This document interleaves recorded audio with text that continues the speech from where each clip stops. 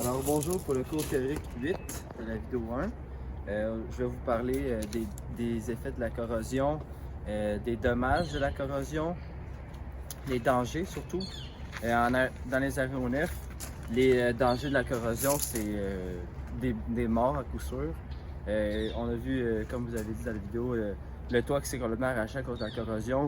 Ou même aussi, j'ai vu dans mon cours que les blades de la turbine, dans un moteur de turbine, pouvaient se corroder puis juste se détruire, puis le moteur est plus fonctionnel. Donc ça peut être très nocif et dangereux. Ça, il y a deux grands types de corrosion, j'appelle. La corrosion sur l'aluminium puis l'acier. Sur l'aluminium, c'est une poudre blanche qui se crée à la surface. Puis sur l'acier, c'est orangé.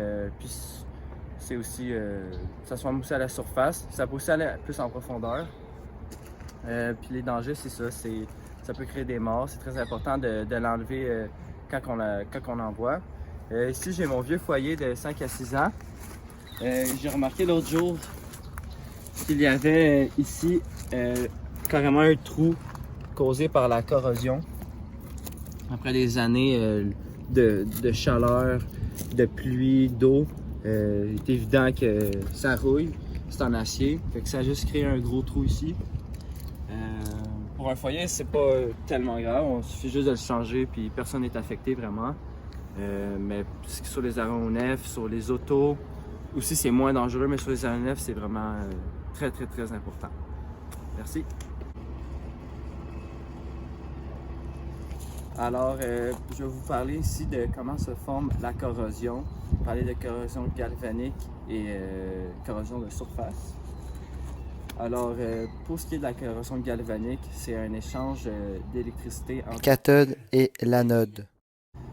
Il faut en fait quelque chose qui transmet l'électricité, donc de l'eau, ça peut être de l'eau, de l'air humide, majoritairement c'est ça.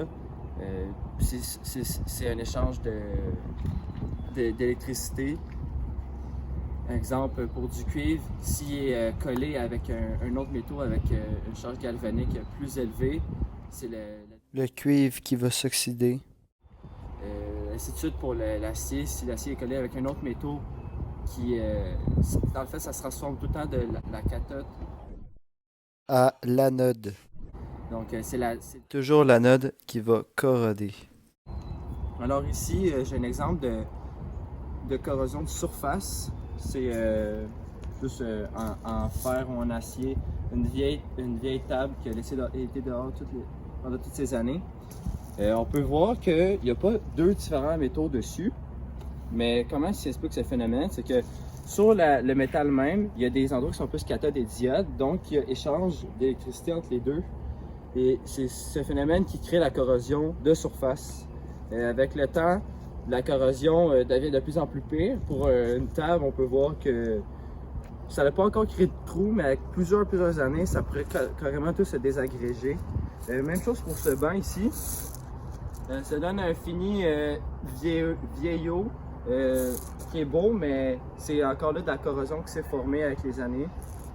Donc, c'est comme ça que ça se forme la corrosion. Merci. Je suis content, j'ai trouvé un autre exemple de corrosion. Ceci est un oiseau de cuivre pour indiquer vous savez bien, pour indiquer le nord-sud-ouest avec le vent. Puis c'est en cuivre, on a vu que le cuivre, c'est... Mais là, il n'est pas très corrodé, mais sur le toit du château Frontenac, on peut voir que le cuivre est de cette couleur-là. Le nouveau cuivre qu'ils ont posé, puis l'ancien cuivre était carrément vert. Ça, c'est une corrosion qui s'est formée avec le temps. Pas encore sur cela, peut-être plus aux emplantures ici de l'aile, aux jonctions, un petit peu un fini plus verdâtre. C'est peut-être là les signes de corrosion pour le cuivre sur cet oiseau-là, mais voilà, ça je vais vous montrer. Alors oui, les facteurs de la corrosion sont directement à cause des lieux où se trouve le matériel, l'acier, l'aluminium, le cuivre, tous les métaux. C'est dans le milieu qu'ils sont disposés. Avec aussi quand deux métaux différents se touchent avec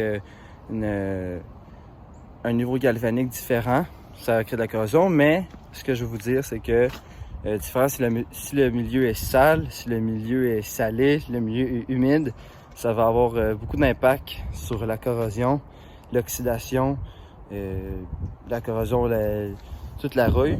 Alors, je vais vous montrer ce qui s'est passé en dessous de mon auto avec les années, avec le sel. Ça a créé de la corrosion.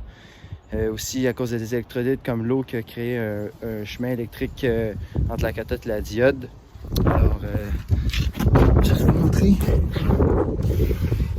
À chaque année, on le fait traiter en anti-rouille, mais il y a quand même beaucoup de rouille qui se font au niveau de la direction. C'est très fortement soumis à du sel, à de l'eau. Donc, c'est un milieu qui est directement extérieur, donc c'est sûr que ça va rouiller.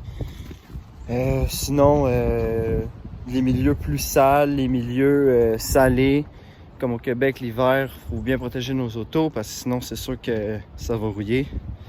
Il faut juste une petite brèche dans la protection de la peinture pour voir que ça rouille comme ici. C'est pas ici, c'est l'autre bord. En bas de ma porte, la rouille qui s'est formée, elle n'avait pas au début de l'hiver. Puis c'est le sel qui a désagrégé la peinture et puis la rouille a pu se former. Les milieux aussi très humides, très salés, au-dessus des océans pour les turbines d'avion, je sais que c'est pas le meilleur. Faut beaucoup plus nettoyer les turbines à ce moment-là pour bien enlever tout le sel pour pas que ça se corrode. Et puis c'est vraiment ça. Merci.